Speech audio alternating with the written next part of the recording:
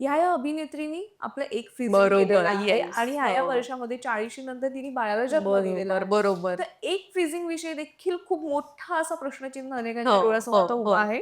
हो. तर एग फ्रीझिंगसाठी त्याबद्दलची माहिती थोडक्यात सगळ्यांना माहिती आहे, पण त्याच्यासाठी एज लिमिट नेमकी काय आहे? हो, कोणत्या वयामध्ये करायला एग्ज असतात हवे. ते फ्रीज करावे लागतात आणि एग फ्रीझिंग सगळ्यांनाच करावं लागतं का? हां. काय सांगाल? ओके. सो बरोबर आपण आता बघतोच आहे, की खूप लोकं एग फ्रीझिंग करतायत आणि येस इट्स अ बून ॲक्चुअली असं मी म्हणेन, की हं. आपल्यासाठी आपल्या विज्ञानाने दिलेलं एक छान ते गिफ्ट आहे. गिफ्ट आहे. हां, तर आता एक-एक आपण त्याचे मिथ्स बस्ट करूयात, हां. की एक पहिली गोष्ट म्हणजे सगळ्यांनाच लागेल असं नाही. हं, जसं मी म्हटलंय, की त्याचे काही आपले इंडिकेशन्स आहेत, हं. की काही वेळेला समजा काही कारणासाठी आपल्याला मातृत्व थोडं पुढे करायचं आहे, लांबवायचं आहे. आणि किंवा काही वेळेला असं आहे, की जसं मी सांगत होते, की काही लोकांना लवकरच्या वयामध्ये कॅन्सर्स होतात हो. आणि त्यांची ती किमोथेरपी, रेडिओथेरपीची ट्रीटमेंट आहे. त्यामुळे आपल्याला थांबायला लागतंय. तर त्यांचे ते फ्रीज आपण एक करू शकतोय. हं. सो आणि जर काही मेडिकल कारणांसाठी कधी काही डिले करायला लागत असेल हं, हं, प्रेग्नन्सीला, तर अशा लोकांसाठीच आपण एग फ्रीझिंग हे लागतं. असं हं. नाहीये, की सगळ्यांसाठी. जर योग्य त्या वयामध्ये तुम्ही स्वतः मातृत्वासाठी जाणार आहात, तर मग त्याची काही गरज नाहीये. हं. नाऊ एग फ्रीझिंगसाठी महत्त्वाचं काय, की आता एज लिमिट काय?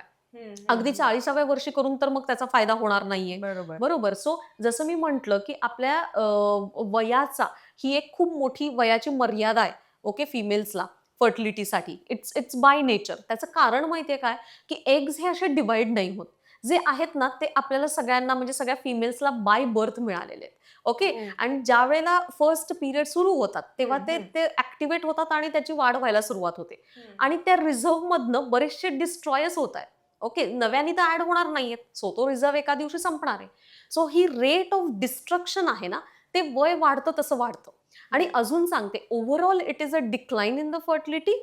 Overall, why? Because of the environmental changes, because of the lifestyle changes, stress, the food which we get, ह्या सगळ्यांमुळे ओव्हरऑल फर्टिलिटीवर परिणाम होतोय. हं, हं. सो आयडियली जेव्हा आपण थर्ड डिकेडमध्ये आहोत, अगदी 30शी जवळ आहोत ना, तर हं. त्यावेळेला आपण आपलं फर्टिलिटी टेस्टिंग करणं गरजेचं आहे. हं, मी तर हं. म्हणेन, की जर तुमची फॅमिली कंप्लीट नाहीये बाय द एज ऑफ 30 हं. इयर्स, तर जसं आपण इयरली हेल्थ चेकअप करतोय ना, तसं आपल्याला इयरली फर्टिलिटी चेकअप सुद्धा गरजेचे आहेत.